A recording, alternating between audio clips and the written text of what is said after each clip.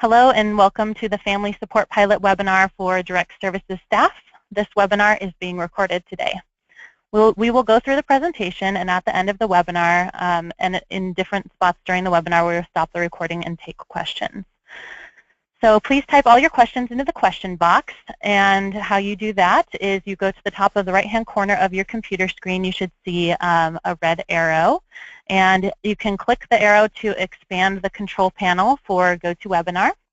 And then partway down the control panel, you should see a box where you can type in and send questions. We may unmute specific participants throughout certain parts of the webinar to give feedback if you request that. So thank you and enjoy the webinar. Please note that we will also need to end the webinar 5 minutes early at 2:55 due to another DEL webinar scheduled to begin at 3 p.m. Okay. So now I'd like to do some introductions so you can know who is here with us today. So I'm Nicole Lohr, and like I said before, I'm a pre-K specialist here at the Department of Early Learning. We also have Carrie Beamer, who is also a pre-K specialist at the Department of Early Learning, on the line. Hi, everyone. And we also have two staff members from Economic Mobility Pathways, or EMPATH, and this is the organization that designed and leads the mobility mentoring approach. So today we have with us Megan Hupich, and she's the Senior Associate for the Economic Independence Exchange. And we also have Deanna Rocha, and she's the Senior Associate of Capacity Building. Okay, so Megan and Deanna are our panelists today and will be helping us lead this webinar. Welcome, Deanna and Megan. Thanks so much for having us. Thank you. Okay, so our agenda for today. First, we will go over the full bridge to child and family self-reliance. Next, we will highlight the employment and career management pillar. After that, we will do some examples at the Washington State Self-Sufficiency Calculator. And just after that, we will talk about clip effects. And then at the end, we will have an extended Q&A session if time allows. Okay, so let's hop into the overview of the bridge. Okay, so this is the Department of Early Learning's Bridge to Child and Family Self-Reliance that we're using with the Family Support Mobility Mentoring Pilot Project. So let me just give a little bit of a background to what, where this came from and what it's based off of. So this bridge is based, it's adapted from EMPATH's Bridge to Self-Sufficiency, and that's a theory of change that takes a comprehensive, multifaceted approach to fostering economic mobility. So it describes a person's advancement from poverty to economic self-sufficiency as a journey across the bridge, hence the bridge logo there at the top.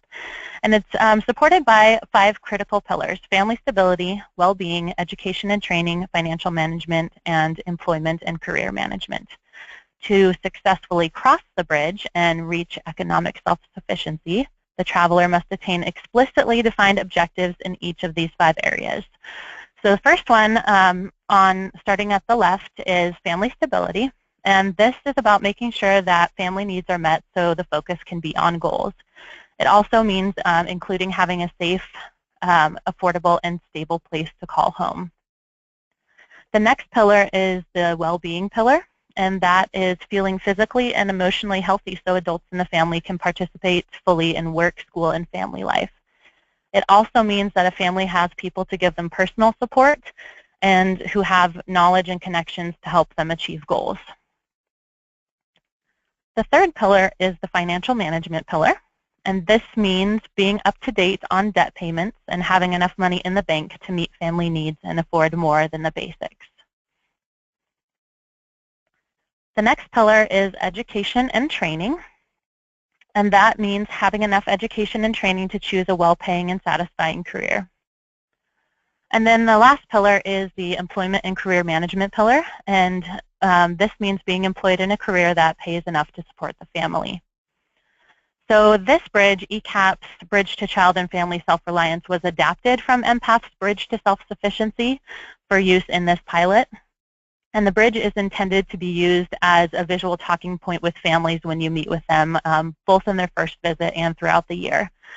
So staff should be familiar, obviously, with the bridge and then with the document that goes along with this called Guidelines for Opening Up Conversations with Families. And the intent of that is to use ideas for questions from the guidelines document while talking over the bridge with families.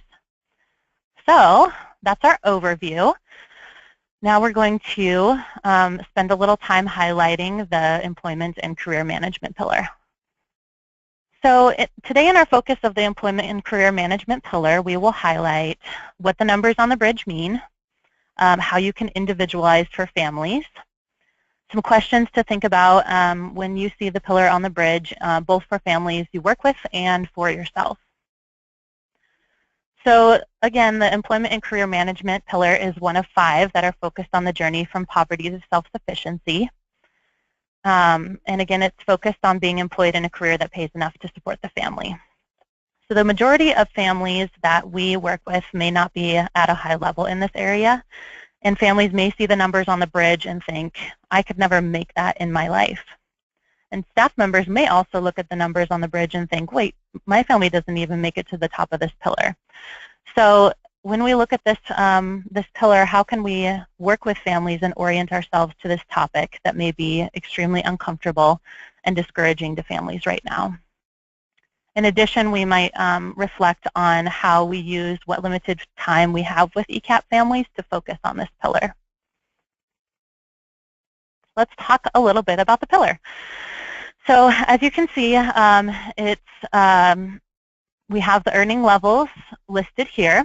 So we'll start at the top, and the top part of the pillar says a job with earnings equal to or greater than the Washington living wage.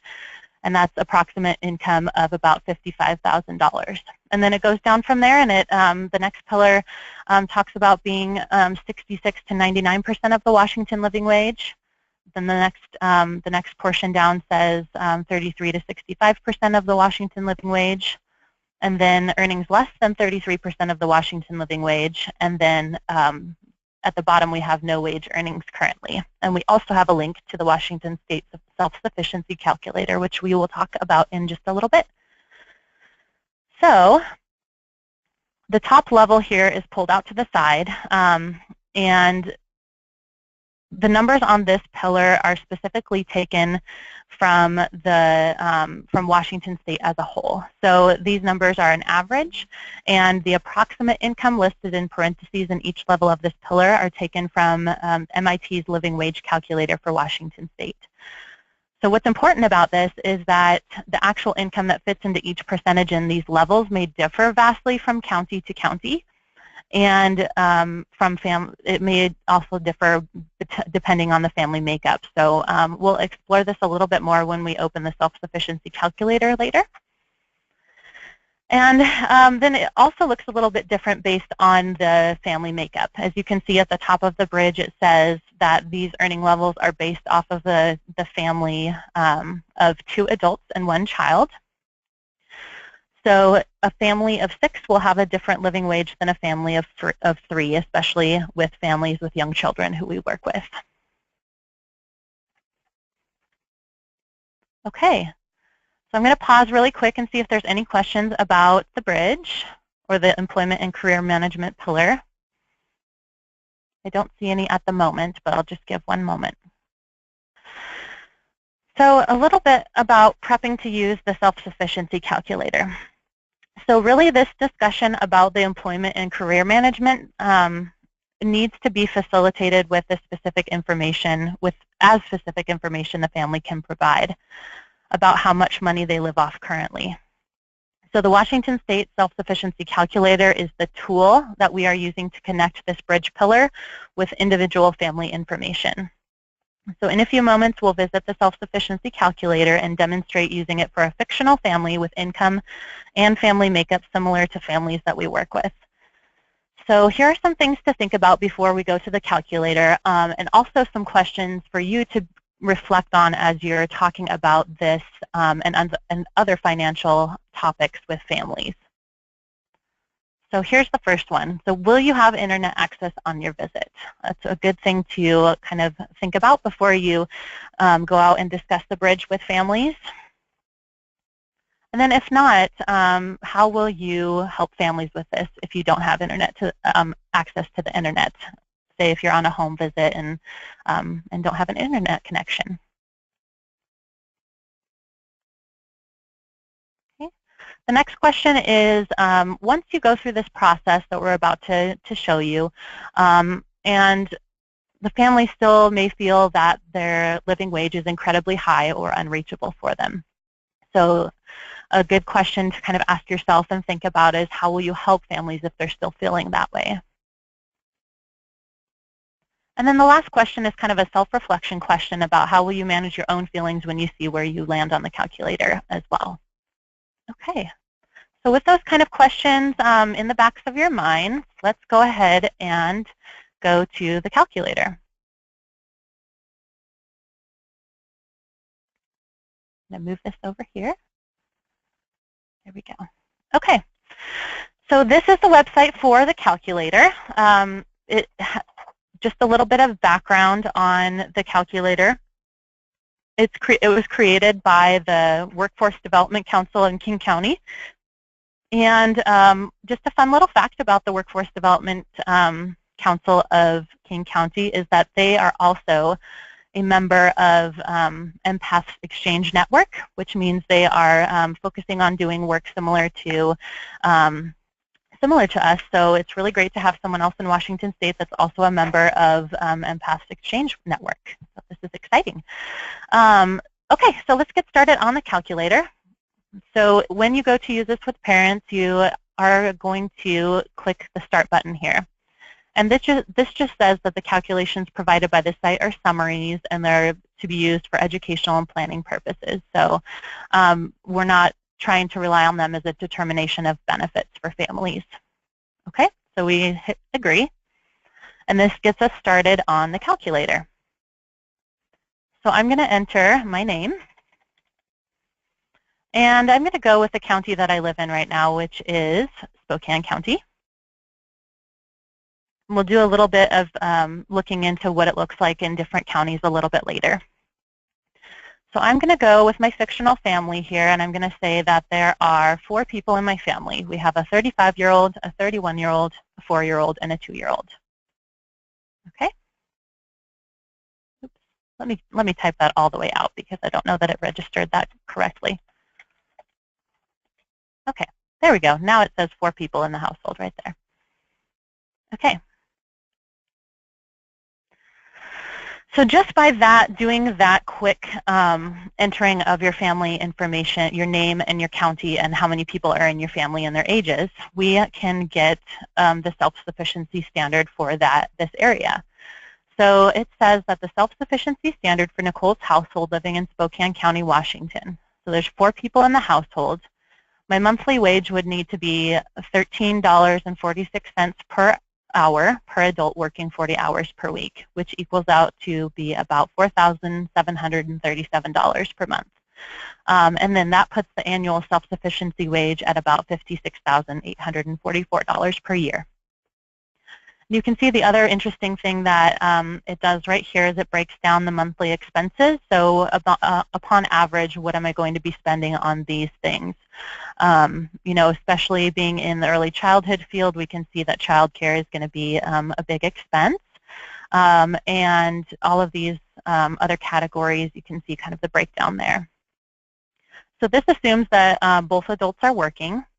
But from here, you can calculate the family-specific family situation and their percent.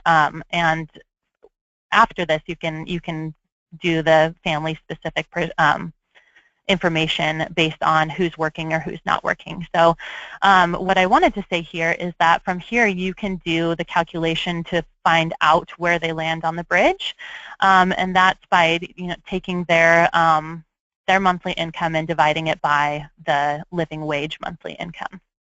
But we want to highly encourage you to continue going on this with this all the way to the final report page, which is over here on the right, because it gives you a lot of great information and resources as we go through this. So like I said, this is only an overview. You can enter more specific information as you go on. So the final report also will help families compare where they are in relation to the living wage in their area. So it's highly individualized instead of just random numbers. So it's still an average at this point for the area. We've narrowed it, but it's still not as specific as the calculator goes. So why don't we keep going? Okay, so I'm going to hit the next button. And it's asking me, do I get paid by the hour? I'm going to leave that, and I'm going to go with the minimum wage for Washington State, which is $9.47. And we'll say that I have 40 hours a week at that. I'm also going to say that there's no other earned income in the household from other family members. Okay, so I'm also going to say that there's no child support. I'm going to enter that this family receives the average of what families receive in Washington State for food stamps, which is $216 per month. Okay, and I'm going to say that I'm not getting any money from SSI or TANF at all, or any other sources. Okay, so let's go next. So here's where we enter the specific expenses for the family. So this is where it gets really specific. Again, you can ask families what they're paying per month in housing and what they're paying per month in utilities and child care and child support, all of these things, so that you can really narrow this down for folks. So I'm going to put $850 is what I pay for in housing, and I'm going to guess that I'm going to pay about $250 in utilities. I'm also going to say that I don't pay any money in child care because I have one member of the family staying home and one working, and that we have no child support that we're paying. For health insurance, I'm going to take the average, which is about $125, and then average out-of-pocket health expenses as well. Again, this is just a guesstimate, to use a made-up word perhaps, which is just a guessing on the estimate of how much this family would be paying. I'm going to add another $100 for food expenses for sure. And then transportation, I'm going to say I'm going to spend $90 on transportation based on how much bus passes for 2 adults cost in Spokane, in the city of Spokane. Okay, so then we have this miscellaneous that's already calculated down here, and that kind of talks about any other miscellaneous expenses that like clothing and shoes and diapers and household items, loans, debts, etc. And so you can actually leave that calculation in there, or I believe you can enter your own calculation, which I'm just going to leave it for right now. Okay, so we're going to go to the review page right now. So it shows the monthly income piece for my family. So monthly wages at $9.47 an hour, working at 40 hours per week, is $1,667 a month. And then the unearned income that I have here, that's from the food stamps that we calculated in. So our total monthly income is coming out to be $1,883. And then it shows the monthly expenses here that I've listed that I have to pay. And then it also shows any tax credits that I may be eligible for. Again, it says estimated monthly values here.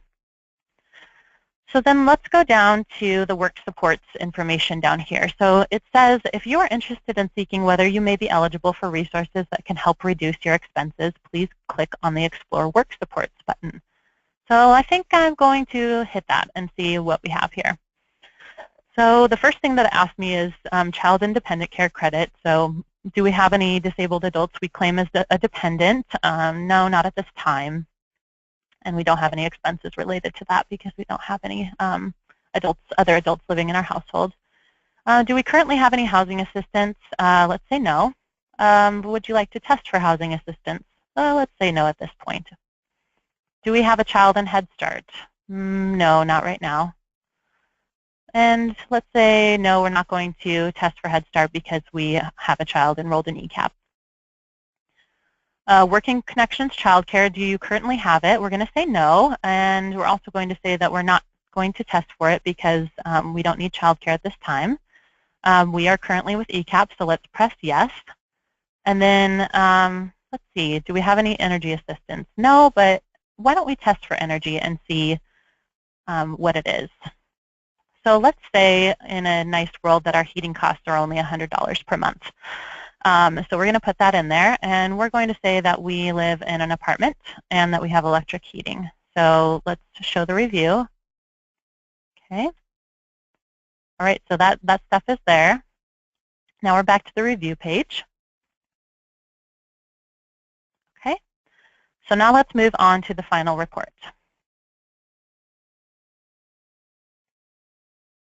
Okay.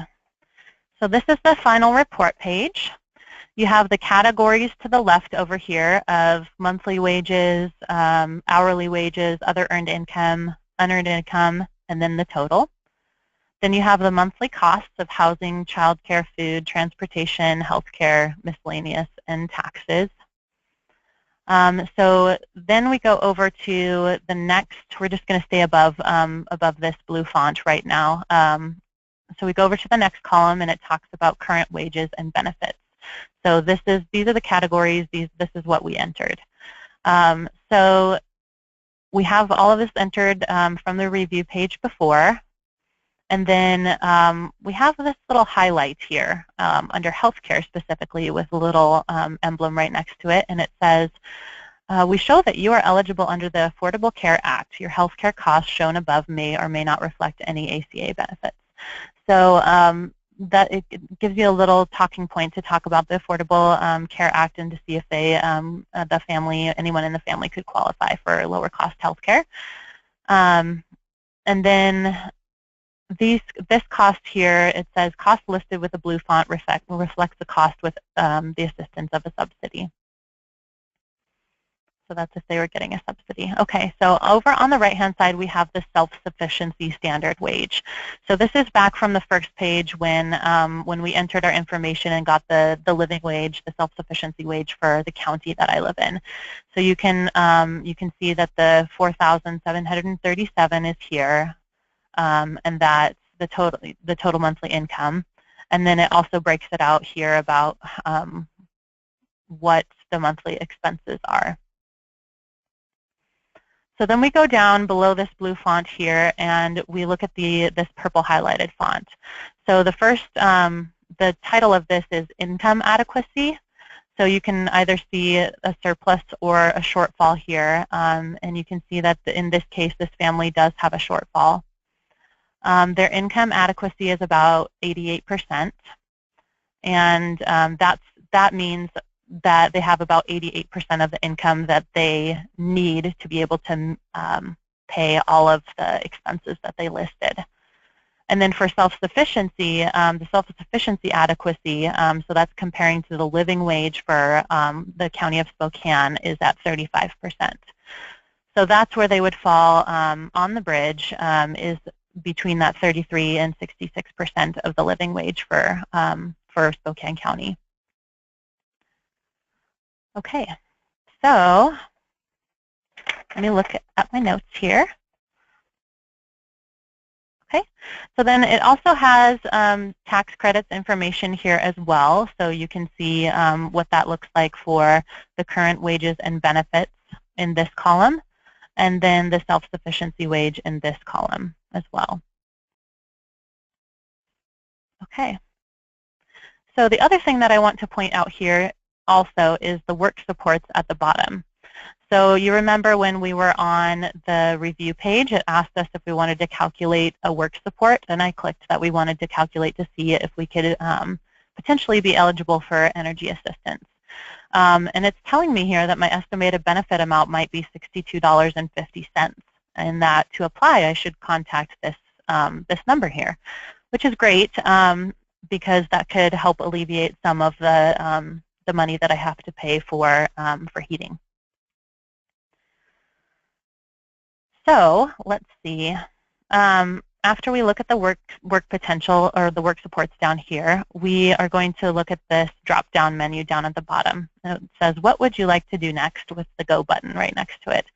So if I click on that drop-down, I can print the page. I can test different wage or work supports.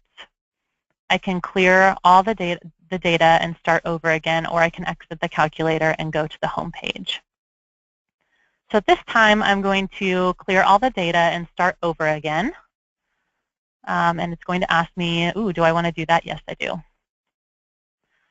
So I'm going to redo this. I'm going to show you what it looks like in a different county. So this time, let's click on King County, and let's go to Seattle. And we're going to enter the same family information. So a 35-year-old, a 31-year-old, a 4-year-old, and a 2-year-old. And we're just going to go to the first page on this. So you can see that there's a big difference between the living wage in Spokane County and in King County in Seattle. It's almost $2,000 difference just by switching to the other side of the state. So this is where it will be really really good for families to individualize, so that they have what is the living wage for their area. So you can see that the living wage is significantly higher for the annual wage as well. So let's go back for a moment, and I'm going to add another family member here.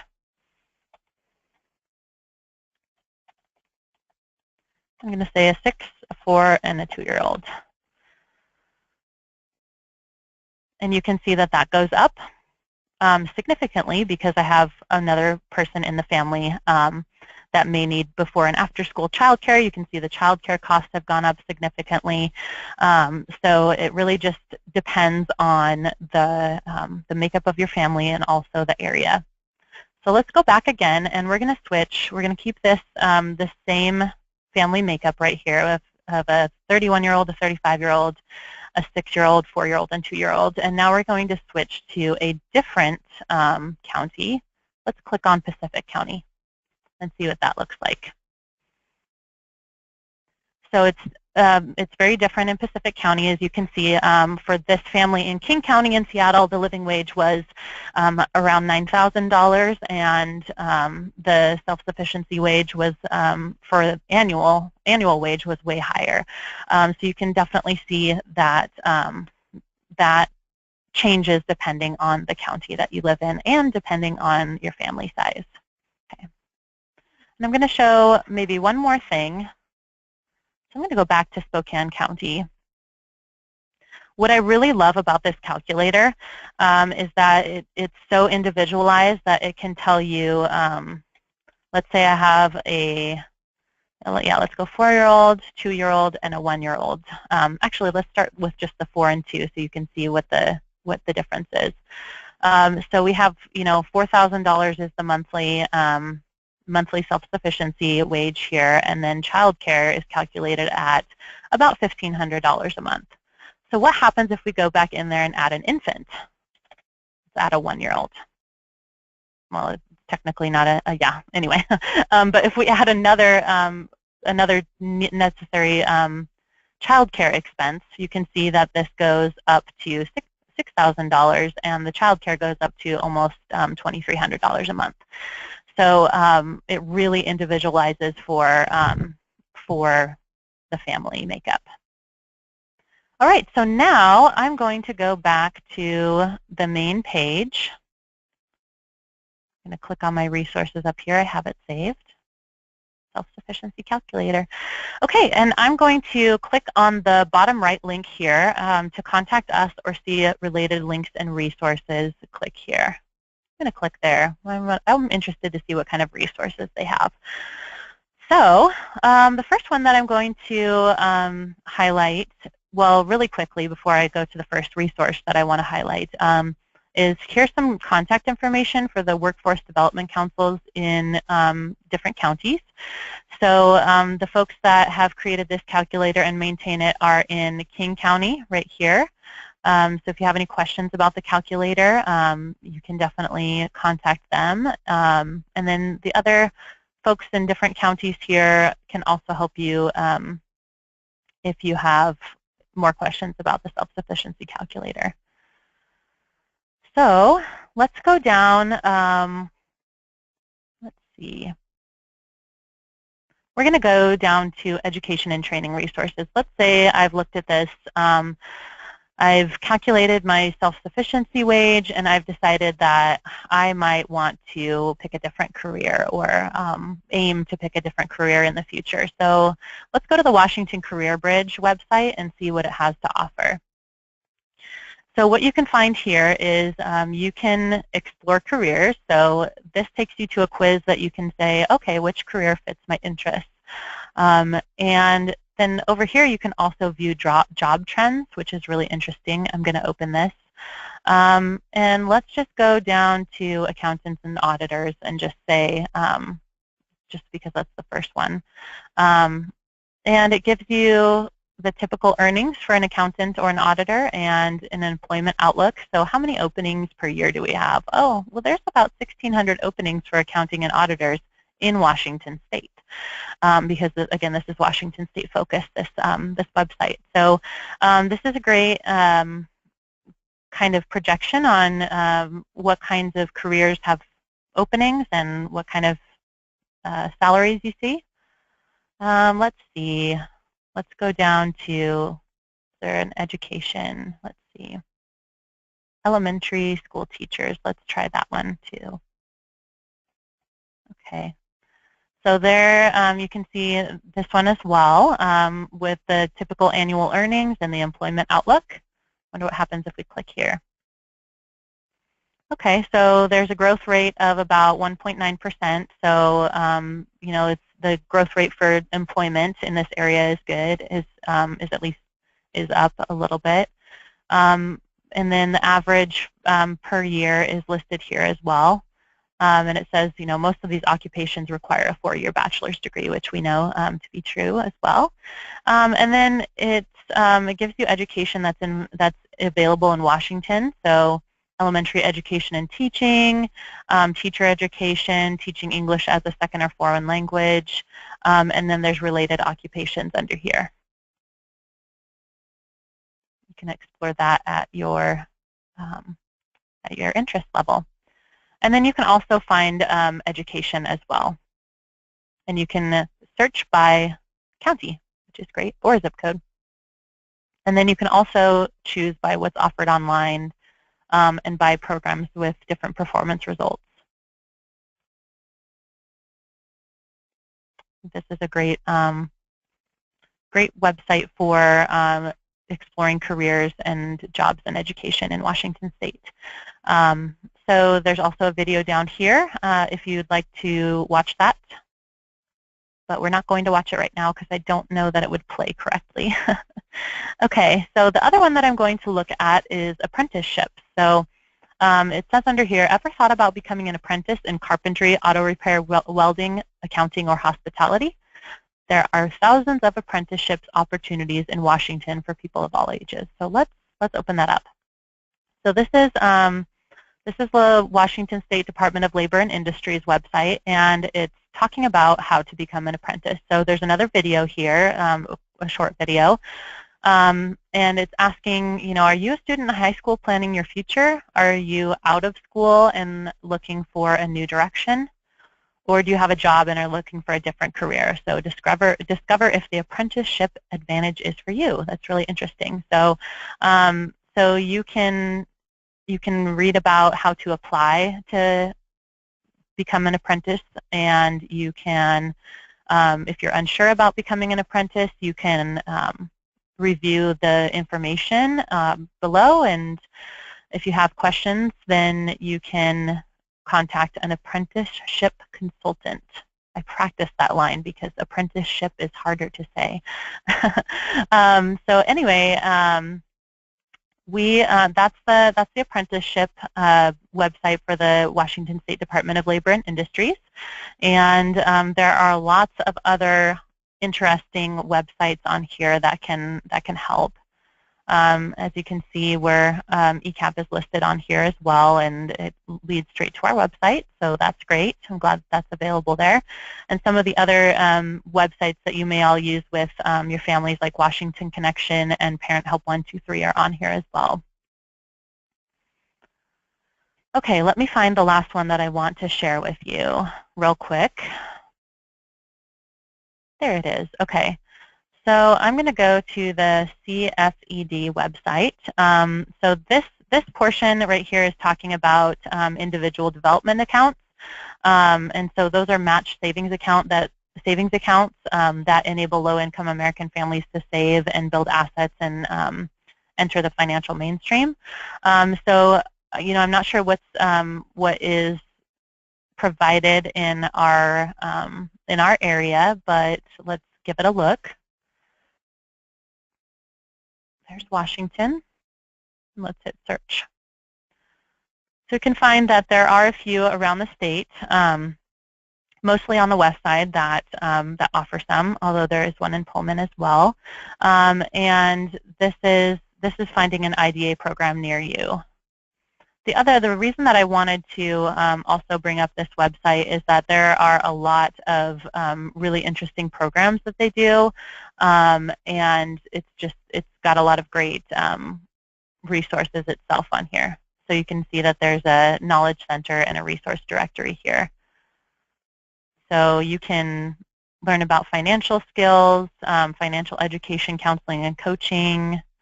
You can learn about earning and maximizing income, saving for emergencies, just all sorts of different things. So I think I'm going to go back to the PowerPoint really quickly. Actually, maybe I'll take a pause and take some questions. And then after the questions, we have a poll. So Carrie, are there any questions? There is a question from, I think it's Shawneen. I hope I'm saying your name right. She wants to know, should she include gas insurance amounts in the overall transportation cost for her area? Yeah, so I think when you are talking with parents, with families about what they're spending in every month or on a reoccurring basis, you do really want to dive down into what they're making and what they're spending, so you can calculate the the self-sufficiency wage as correctly as you can. So if they are paying, gas and insurance and that kind of thing, then that's definitely something that you could include in there. I just did public transportation as a general idea of what public transportation would look like for that family. But of course, if they're using their own private vehicle and they have repair costs and insurance and gas, it can just be as close to a guess for that family as they can get. But that's a great question. I think that kind of hits to one of the purposes that we're using this calculator for, and that's really to learn about what the family is, what the family's living, not their living wage, but what they're living off of right now as far as money, and then what their expenses are, and then really ask those questions that are embedded into the guidelines for opening up conversations about, what does that look like for your family? Do you have any ideas of where you might want to be in the future, and really work with them and focus on this pillar.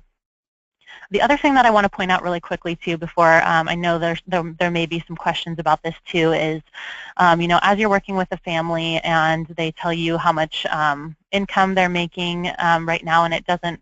I know a lot of you are probably eligibility and enrollment staff as well, and maybe that's a different total than what they gave you at enrollment, and there may be an explanation for that, and that's that ECAP counts certain kinds of income, and we don't count other kinds of income. So, for example, we don't count child support if it's court-ordered child support. So, there just may be some differences there, and what we want to make sure of is that we want to not penalize people for talking about all the income that they earn, because we're really trying to focus on how we can determine the family self-sufficiency and how they can move across that bridge. So just keep that in mind as you're talking with families about this.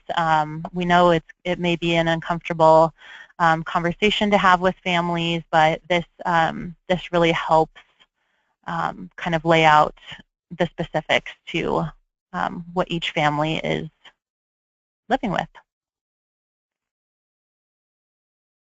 Okay, do we have any other questions right now?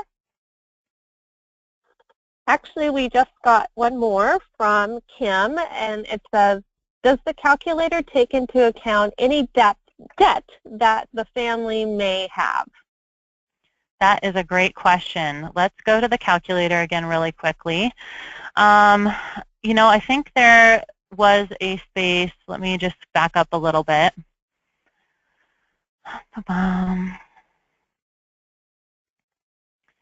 So on the expenses page, it does not specifically call out debts, but since you're having that conversation with families already, based on the bridge, you're asking them if they're making debt payments or if they have any debt, and if they do divulge, they do share with you that they are making these debt payments, or they need to be making them, or maybe they're making minimum debt payments. I would think you could probably add that to the miscellaneous area. That's a great question. I wish it did call specifically out and say, are there any debt payments there? But yeah, go ahead and add it to the miscellaneous column and see how that works out. Any other questions? So let's go back, and we are going to do a poll. Okay, bear with me because this is the first time that I've done a poll, and I'm not sure if I'm going to do it correctly or not. But what's going to happen is I'm going to select the poll, I'm going to launch it, and then I'll give just a few minutes for everyone to answer the poll. So if there's going to be an awkward silence, and I wish I had some Jeopardy music to play in the middle of it, but let's go ahead and launch the poll, and I'm excited to see what you guys have to say. So the question is, how are you using the self-sufficiency calculator with families right now? All right, we're getting close to about 90% of you having voted. Thank you. I'll give another few seconds to see if we have any other voters. All right, so about 4% of you say that you're calculating the living wage for their family using that's how you're using the calculator. About 11% of you are saying that you're calculating the family's percentage of the living wage. Let me see. There we go. Now I can read it better. Oh, so the top one was the living wage for their family and community. The next one, about 11%, is calculating their percentage of that living wage. And then about 7% of you are connecting them with resources on the website, and about 4% of you are doing 2 or more of the above things. And then a pretty overwhelming amount of 74% have said that they haven't used it with families yet, and that's just fine. You're early in the year still, but I'm really glad that we introduced you to it on this webinar, and I hope that was helpful and that you'll feel a little bit more confident in using it with families. And I do also want to have a little plug here for our base camp that we're trying to get started. It's the Family Support Pilot Base Camp, and what it is intended to be is a space where people from across the state who are piloting the Family Support Pilot mobility mentoring to gather and ask questions and view resources and share resources. And as you're going through this and you're using it with families, for those of you that haven't used it yet, if you have questions or ideas or aha moments that you'd like to share with the others on Basecamp, I really encourage you to log on and to share that with other people or to ask other folks on Basecamp. And if you don't have access to Basecamp yet, you can get that through the person that we're calling your agency coordinator at your organization, and you can reach out to them. It will be probably a director or a family support coordinator, or someone that that is helping implement this work. Okay, I'm going to close the poll. Thank you guys for participating in the poll. Okay, so back to my notes for a second. Okay, so again, thanks for participating in that poll and making helping my first poll launching successful. So now we're going to move on to talk about cliff effects. So as families find jobs with better wages or increase their education and make more money at jobs, they may begin to experience cliff effects. So to help us understand this a little bit better and how we can help families, I'd like to turn it over to our panelists, Deanna and Megan from NPATH. Hi, this is Megan. So I'm just going to share a little bit about how we define cliff effects. So as you all know, eligibility for benefits such as SNAP and TANF are based on income. And when a family begins to earn even slightly above those limits that are set by the state, they become ineligible for subsidies for food, housing, childcare, and other benefits. And that's what we refer to as the cliff effect. And so for low-income families, as I'm sure you're all familiar, this means that earning more can actually lead to termination of benefits and can put these families in a worse place financially with much fewer resources with which to support themselves. And so the unintended consequence in this policy design means that an increase in a family's income, which is what we want for folks, can actually significantly set them back when they're working towards a goal of economic self-sufficiency.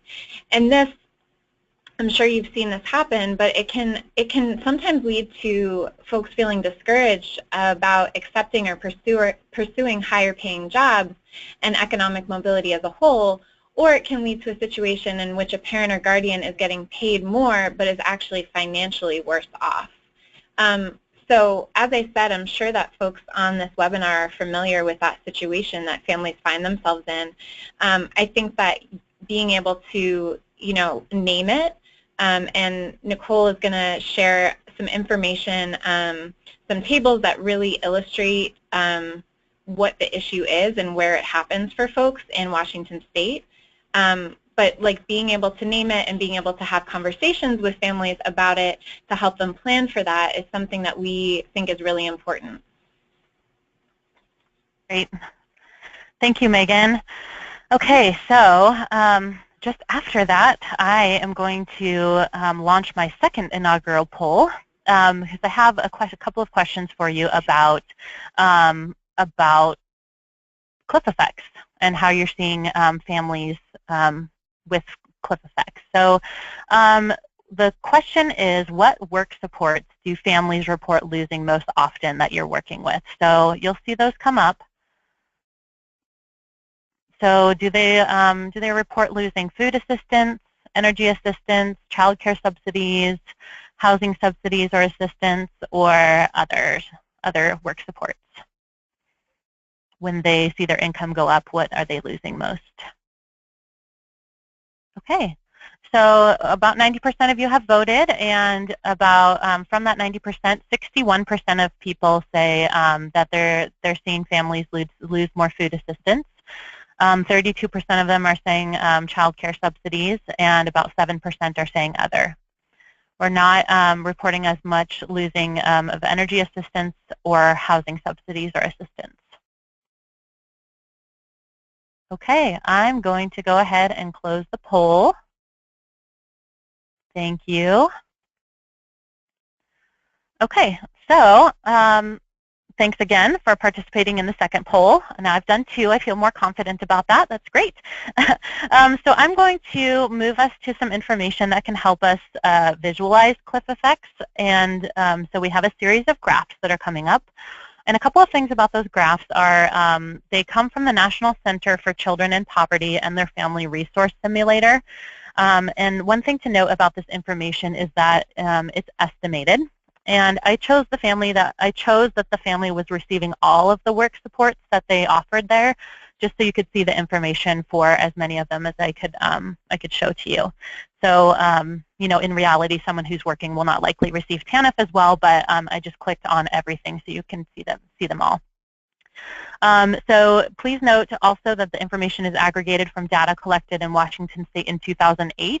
So that's a significant amount of time ago, but that's the closest year that the website offered. So it's not up to date with cost of living expenses for 2016, but it can definitely show us what cliff effects look like and where folks are losing the most work supports. So this first graph that you see here is this graph is displaying net family resources as the family's earnings increased from 0 to the state median income. So the green line represents the net resources that are available to the family after subtracting basic expenses. The red horizontal line represents the break-even line, where the family's total resources are equal to basic expenses. And then asterisks indicate where the family reaches this point. So you can see that the break-even line is reached when a family gets to a certain amount of income here, and they kind of hover a little bit above for a little while until they start making more money over here. And when they do, they drop below that break-even line. And whenever they drop below that break-even line, that represents losing of some work supports.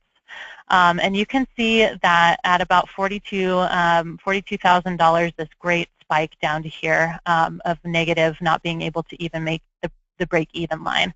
And where we catch up from about 28,000 is almost at 56,000 here. So you can see that there's this big chunk of time that people are living underneath the break-even point where resources equal expenses. That's really what cliff effects kind of looks like.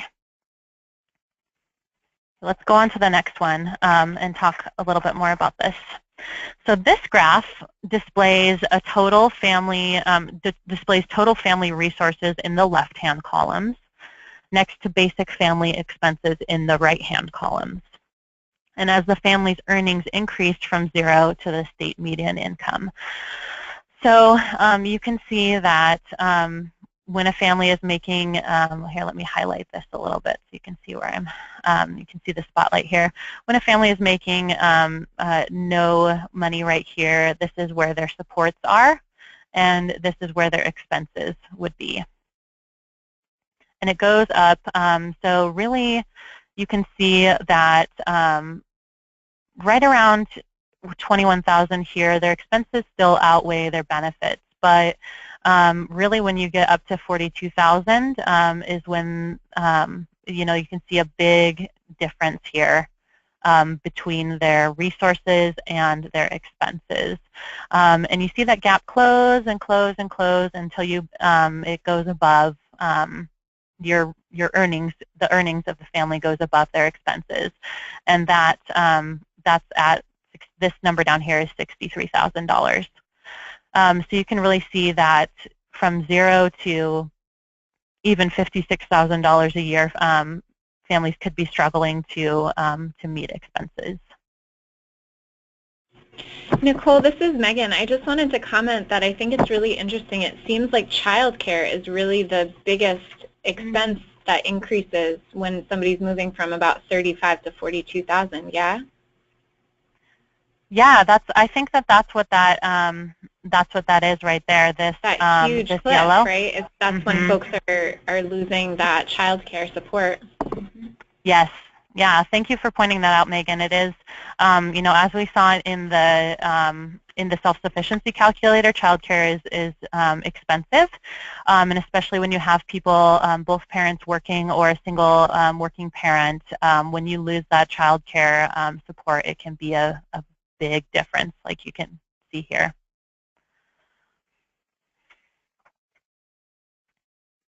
Okay, So let's break it down a little bit more to family resources. So this is resources and expenses on the same graph. We're going to go just to resources now.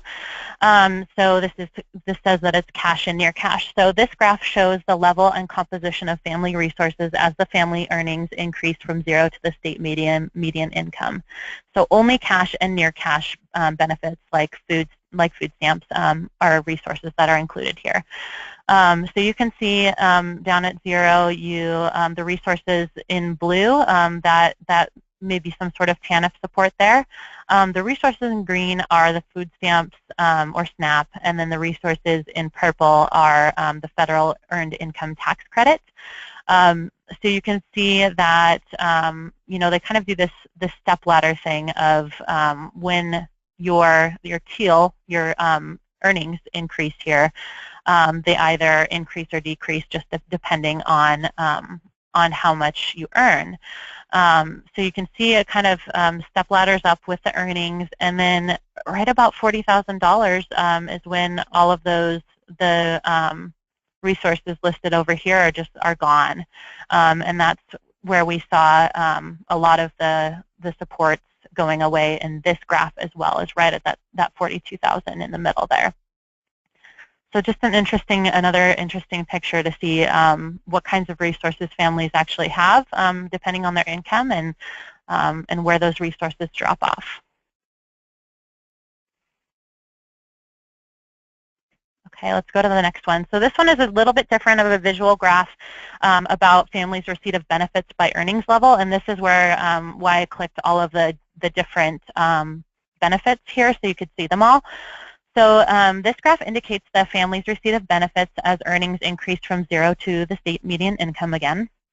Only benefits that the user selected in step 4 are displayed. So if I didn't choose any, none would be displayed. Benefits that have an asset eligibility test are marked by a caret next to them. So that would be, I'll highlight this for you. So this right here, TANF cash assistance. Oh, and it's kind of cut off over here. I'm sorry about that. But you can also go to the Family Resource Simulator yourself and see this information. So this varies based on user choices and income sources and assets and all that. But as you can see, so for CCDF subsidies, those are the child care subsidies. These are the places where folks will be eligible. And again, this is for Washington State, but also the federal Child Care Development Fund subsidies. You can see SNAP and food stamps from 0 to about 28,000. And again, this is in 2008, so this may differ today. Public health insurance for children is by far the one that goes on the longest for folks earning more money. So that's at least good that one stays for quite a while. Public health insurance for parents drops off pretty early. You can see the eligibility for Section 8 housing and for TANF, and also for the Earned Income Tax Credit, which is a federal benefit. Okay. So it also says down here that eligibility for benefits is often tied to adjusted income. So that's income after certain allowed deductions. So a family with gross income above a program's eligibility limit could potentially still be eligible, is what they're saying here. Okay. Let's kind of a look at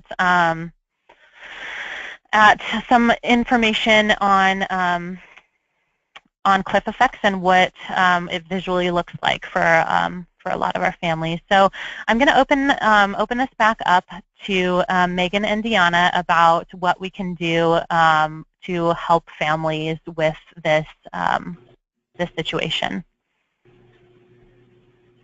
Okay, so this is Deanna. One of the things, I think the number one thing that we can help our families is the capacity to inspire, is for us to really help them see that they can be successful, that they can finish a career, that they can have a full-time job, that they can buy a house one day. So as mentors, I believe that our number one job is to make sure that we really help them to dream, to help them to see that, they will be successful, that the kids will be fine. And I think that's the number one thing for me. Can I add something? Yes, please. This is Megan. I just want to echo what Deanna's saying. I think, in particular, with the mobility mentoring approach, we use coaching, right? And in coaching, being able to help people see that vision for themselves is really important. And I think what that can address, as I mentioned earlier, folks may feel really discouraged by knowing that the cliff effect is coming. And so if they know that it's coming and they're feeling really discouraged by it, they may not feel like there's a way to get through it. And I think what Deanna's speaking to is really being able to hold that vision for them and with them to create it so that people are able to see that there is a way through this and that we are going to coach them through that process. Mm-hmm. Yes. And the next thing that we use to support our families to prepare for the cliff effects is the bridge of self-sufficiency. And I know we mentioned earlier that, most families already know about the cliff effects. They might not die by the cliff effects by that terminology, but they already know. And I think another thing that has been really helpful for the families that I work with is to listen to them, to their frustration, because when they start experiencing this, they get very upset, and a lot of times they feel that they're being punished for working more, that they've been punished for trying to, have a better income, and they get very upset. And my role is to listen to them and to help them see, okay, this is really frustrating, this is not working, what can you do about it? And then help them reflect, what can they do? Yes, we're frustrated, yes, now my rent is going to go up because my income increased, but what can you do about that? And again, it's for us to help them see in the future, what can we do in the future? Yes, right now it's rough, yes, right now it's not working, but think about the future. Just help them see what else can happen in the future if they continue to increase their income, that there is light at the end of the tunnel, if you will. I think another piece of being able to name the cliff effect, so Deanna mentioned that people may know about them, but they may not know them by that name. They also may not have the information about exactly what level of income they will affect their benefits, right? So really having that concrete information and being able to look at it with them to say, okay, well, when you start earning this much, if you accept this job or if you get this promotion, that's really going to affect your child care subsidy, right? Or that's going to affect the rent that you're paying. And so being able to have that concrete information and think ahead, right? Be able to plan for, well, what does that mean, right? If we know that you aren't going to have your child care supports anymore, like, are there other resources in your family, in your community that you can take advantage of that would really be able to support you through that time and address that sort of gap, right? Yes, that's great, Megan. And that's where the bridge of self-sufficiency comes in, because the bridge will introduce the idea of cliff effects when discussing increasing wages and the employment and career management pillar. So when using the bridge, you can help the family see what Megan just described. Okay, so right now this is what you're making, and let's think about if you increase your hours, what is going to happen? Or if you decrease your hours, what's going to happen? And a lot of families choose not to increase their hours because they know that their rent is going to increase and they don't want to do that. Of course, it's very understandable. But then again, that's when you help them to see the future. Okay, yes, you're going to increase your if you increase your hours and the rent is going to go up, but let's look at your budget. Is there anything that you can reduce in your budget? And sure enough, there is always something. It could be the cable, it could be the phone. Oftentimes families go to eat out 2 or 3 times a week, and they don't realize that they're spending a lot of money doing that. So again, part of this planning and working on the bridge is for them to see how much money. So for them, the goal it will be to keep track of their expenses, to develop and follow a budget. You use the calculator, as Nicole was explaining earlier, and then that will be a way that you can help them see where can they save, how can they save. That's part of the planning, the whole financial management of the bridge. I just wanted to add too, I think that, I don't want to harp on this too much, but the power of being able to name the cliff effect and helping folks understand that this is not something that they're doing wrong, right? Like, Deanna mentioned that it might feel like they're being punished for working more or making more money. And to really have a conversation about the fact that this is how the policies are designed, and it's not fair, right? Like, it shouldn't be this way. And, that doesn't necessarily change it in that moment, but I think, sharing that perspective with participants that this doesn't really make sense how it works, can be something to sort of like build an understanding for them of the fact that this is a systemic problem. This is not something that they are individually going through, and I think that can be useful. Yes, and also, some, as I said before, some participants get very upset about this, but others find the inspiration there. They said, I can't believe I'm paying like almost market rate rent for this apartment.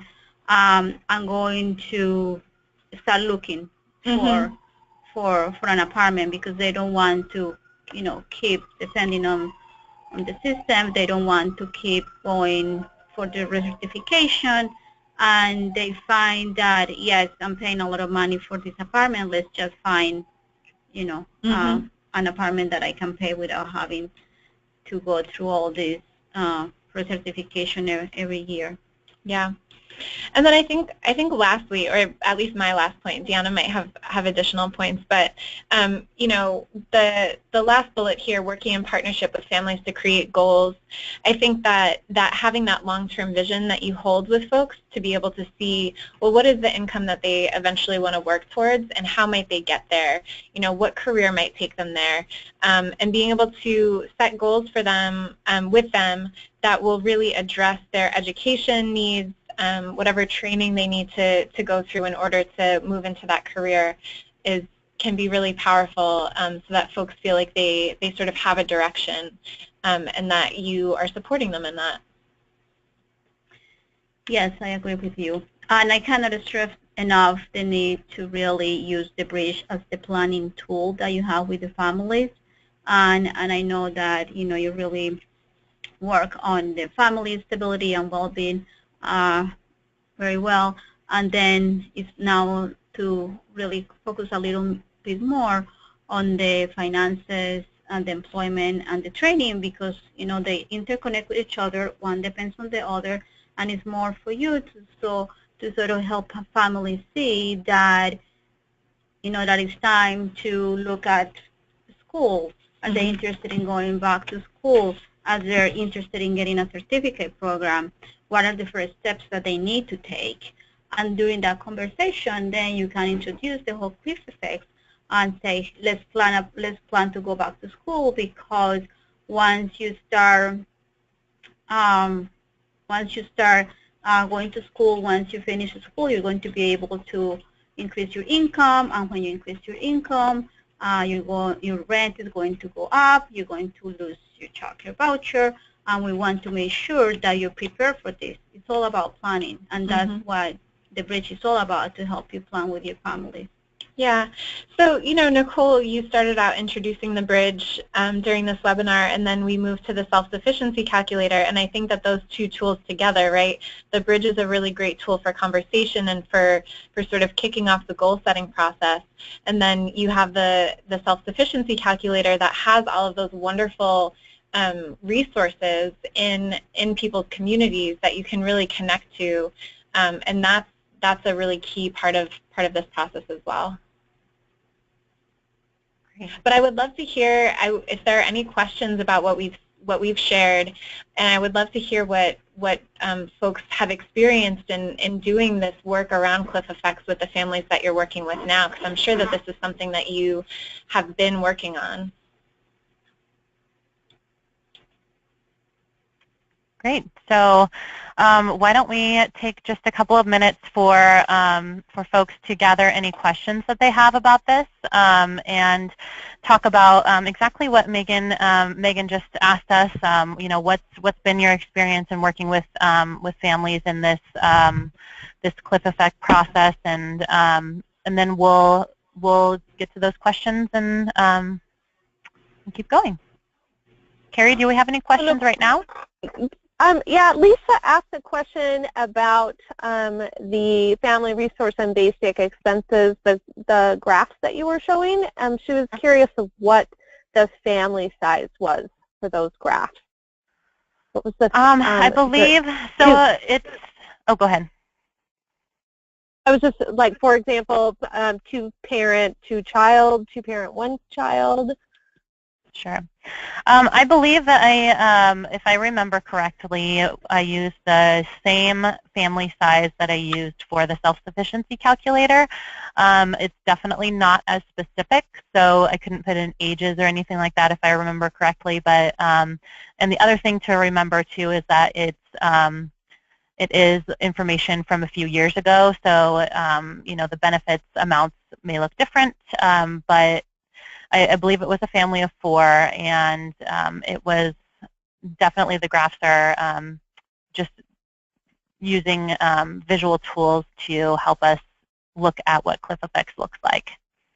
Thanks, Lisa. That was a good question. It looks like there are no other questions coming in at this time. So what we're going to do is we are going to continue this conversation in a different way. So I'm gonna pop in here and say we'd love to see you on Basecamp. I know that we've had another Basecamp for those of you doing families moving forward or have an idea of what that is. It has been really helpful and really great place for people to connect. So we will continue to connect and talk about this conversation on Basecamp. And I think we do have a couple of questions coming in, if I'm not mistaken, right, Carrie? Yep. Amber has a question about, is there a time where the webinar, or is there going to be another webinar that we actually walk through an example of what a home visit looks like using the Bridge and Empath curriculum? That's a great idea. Let's see. So, you know, I definitely can speak to this, but I'd love also to utilize the folks that we have on the phone with us from Empath. Do Megan or Deanna have anything to talk about with this question? In terms of how to use the Bridge? Yeah, I think the question is what's an example of what a home visit should kind of look like using the Bridge and using this approach. Yeah. Yeah, I actually had one this morning. So the first thing that we do is to tell the participants that we're going to do a bridge at the next meeting. And doing a bridge depends on the participant. It could take an hour to 2 hours, depending on how open the participant is to share, or depending on how long you know this participant. So it's important that the participant knows that it could take an hour to 2 hours. And then what we do is that we introduce the Bridge. We present the Bridge. We explain each pillar of the Bridge, and we tell them that we're going to ask a lot of personal questions, and if they don't feel comfortable answering the questions, that's fine, because we understand that we are new to them, and we understand that they might not trust us yet, and that's okay. Hopefully in the future they will answer all the questions. And then we said that we're going to take notes, because we don't want participants to see us, writing notes they might get nervous about that, or what are they writing about. So we just explain that we're going to be taking notes too during this visit. And we just start, again, we explain each pillar of the bridge. We explain that they are all interconnected. They work together. They support, each pillar support each other. And if they don't see something here, like transportation is important, also legal status is important for our participants. So they might not see this pillar here, but we can add those pillars as we talk. For instance, transportation is important because if you have a job that you need, a car, then you put transportation there. For legal status, you need that for employment. You can need that for your finances too. So oftentimes participants said, well, I don't see transportation here. I don't see my immigration status here. So you will explain to the participant that that goes into one of these pillars. And then you start, the next thing, after you explain the bridge, then you ask the participant what pillar they want to start working with. And this is a way that you are empowering the participant to choose what she or he wants to work with first. We don't assume what they want to do. We don't go in a particular order. We ask them to choose which pillar they want to work with first. Most people will pick. Other people will say, I don't care. You pick. And I usually start with the family stability because parents get very excited about talking about their kids, and children are their inspiration. So that's a good pillar to start with if they don't pick one, because you can ask other questions about the children. You start learning more about the kids and how to support them, and then you start developing that rapport with the family. I just want to call out a couple of tools I think that you all have. One of them, I think you're calling, Nicole, the introduction bridge. Is that right? Yes. Okay, so the introduction bridge, and Nicole, feel free to jump in at any point with this. I'm going to pull it up real quickly. Oh, great. So Nicole will pull it up, but this is really an opportunity to introduce, it's aptly named, the concept of the bridge to the families that you're working with. And it has really accessible language to kind of talk about what each of the pillars focuses on. And you see here, housing means having a safe, affordable, stable place to call home, right? And family independence, making sure that your family's needs are met so you can focus on your goals. And I think this is really a great opportunity, this document, to share with folks and be able to frame for them that, in the past, maybe this is somebody you have a previous relationship with, an ongoing relationship with, or it might be somebody new. But this really helps to frame the fact that you're going to be talking about maybe more areas of their lives than they may have previously talked about with you or with other folks that they've worked with, because of the fact that we really think that all of these things are interconnected and need to be worked on together to move somebody and a family towards self-sufficiency. So I think that this is a really great place to start. And this might be something that you present in your first meeting with folks. This might be something that you present just right before you do a bridge. There isn't necessarily a prescriptive kind of timeline for that as far as Empath is concerned. And then, as Diana was saying, in introducing the bridge we really look at as a tool for engagement with someone, right? And this is something that we have on a table. We're looking at it together, and that's one of the most significant things about it, I think, right? Is that we're using this as a tool while we're working in partnership with the participants that we're working with. And this is something that that they are going to have a copy of to keep for themselves. And so that sort of visual aspect of it, that shared aspect of it, is something that we think is really important. And it, you know, a lot of folks sometimes say, well, isn't this overwhelming for people? And we always say, yes, of course, it can be.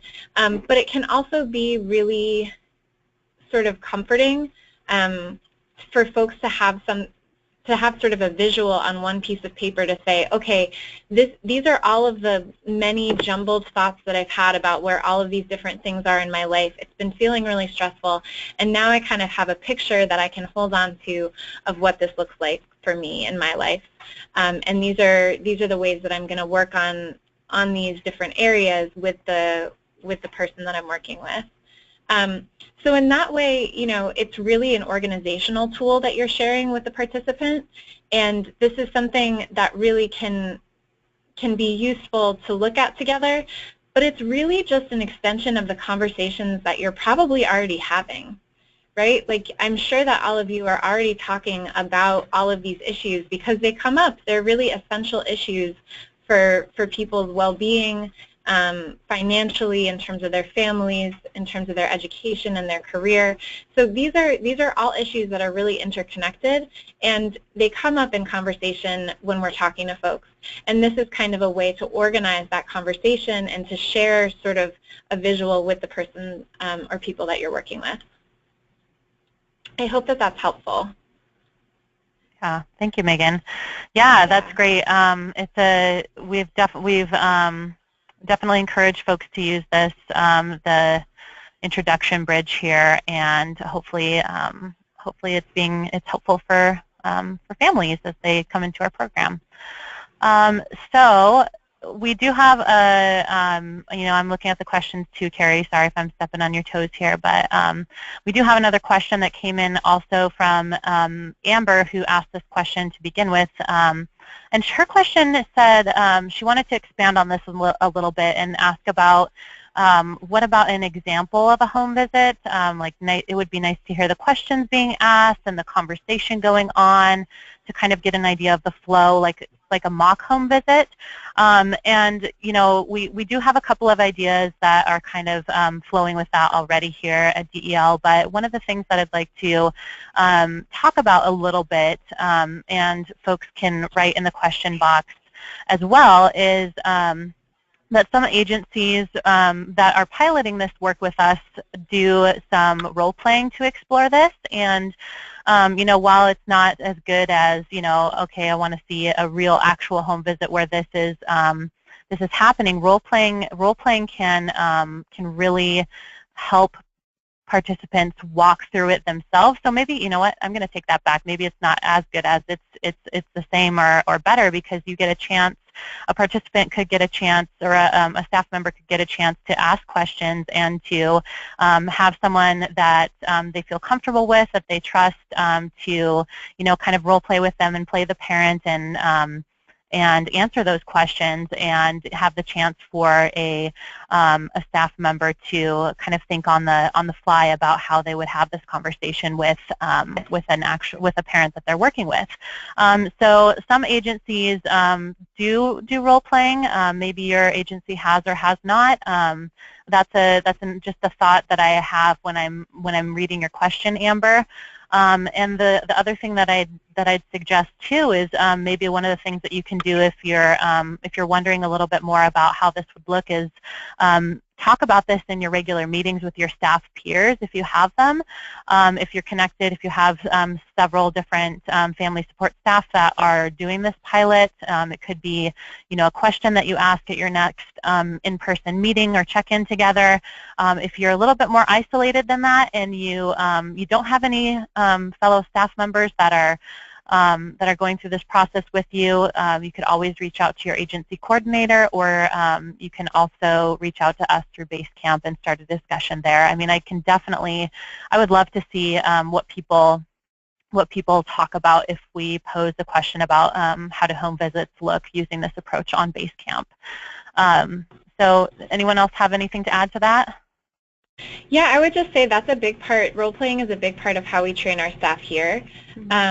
You know, just playing around with it and seeing, because everybody really has their own style. It's not a scripted approach, right? It's really a tool that we're saying, you know, this is sort of the coaching approach that we should take with it, but the tool itself doesn't have necessarily, you know, a script that goes with it. I think, you know, you mentioned a document earlier that's sort of like guidelines for opening up conversations, and that might be a nice place for people to start when they begin role-playing, because it has kind of sample questions of things that you might ask. But I would also encourage people to think about, well, what do you already ask that leads folks to answer these same questions, right? It's not necessarily going to be a completely new approach that you're taking or a conversation that you're having with somebody. It might be that you're already getting this information, but now you're going to be having this particular tool on the table. So I think practicing using it is great. Practicing introducing it. How might you explain this to somebody, right? Just thinking through that. What are the other questions that aren't on this guidelines for opening up conversations with families document that you want to know, right? That you need to know about your families. What's missing from here?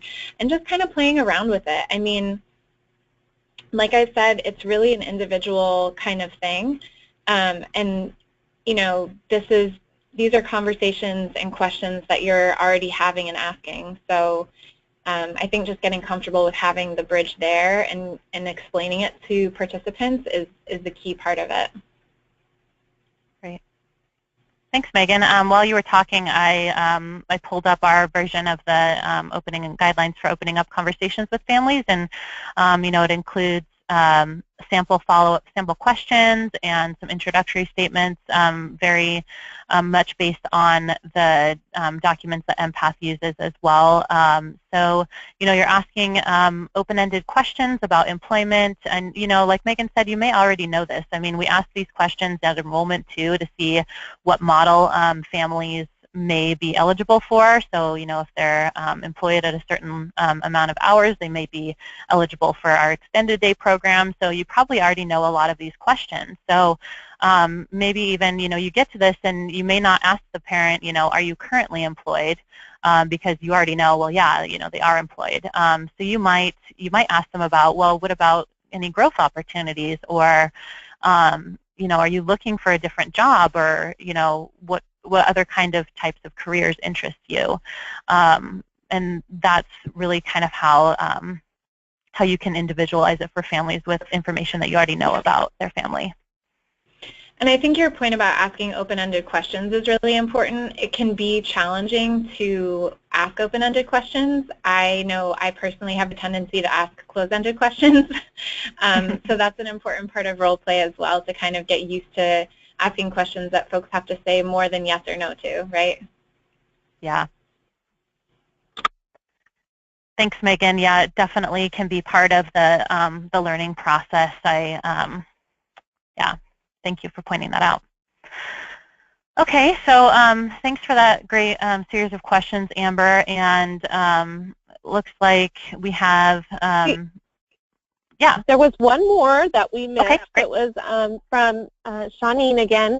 And I know that this is I've heard this question be asked a couple times before. So she was wondering if she's already done her first home visit, and she didn't use the calculator, or can she introduce it on the second visit? Yes, yes, you can. So let me just, I'm going to go back to the PowerPoint here. So we're taking questions now. And yes, I would say we definitely would encourage you to use the calculator during the second visit, especially, you know, everyone is, for the most part, everyone is learning this. There are some folks that did pilot this approach last year, but we have, you know, different documents and different an updated bridge, and so for most folks, they're learning. And you know, you may sit down with a family, you may have a visit, you may ask a lot of questions and get a lot of conversation going, and then you go back and realize, oh my gosh, we didn't even talk about debts or savings in financial management. Wow, how did we miss that? So you know, while you're learning this process, you know, it's definitely okay to go back and introduce things that you might have missed, or use the calculator with them and just say, you know, I know we already talked about the employment and career management pillar. You already shared where, you know, what your percentage of your potential, you know, this average living wages, but I got this really cool tool that I just was introduced to, and it's got so many resources, and it shows, you know, what your living wage is specifically for your family, which I think is pretty awesome. So I'd love to sit down and do it with you. You know, we definitely encourage you to do that. Yes. Okay. Any others, Carrie? I don't see anybody else with a question. Nicole, can I add one thing? Yes, please do. Okay, it's Megan again. I just wanted to say, for folks who are just trying this out too, it's okay to share that with participants, right? Like, we're using this new tool, and you know, you tell me how this goes for you, and you know, I'd love to hear what this is like for you to be talking about this, and you know, please be patient with me as I'm getting used to using it. I think that that's an okay thing, in my opinion, to be able to just kind of say and acknowledge, and that can potentially kind of ease the stress of the folks who are using it, and gives the parents that you're working with an opportunity to, you know, give feedback and be part of your learning process. Okay, so I think we have one more comment here, and I want to touch on it because I think that we can definitely use it to talk a little bit about the pilot. So we have a participant here that's saying, you know, that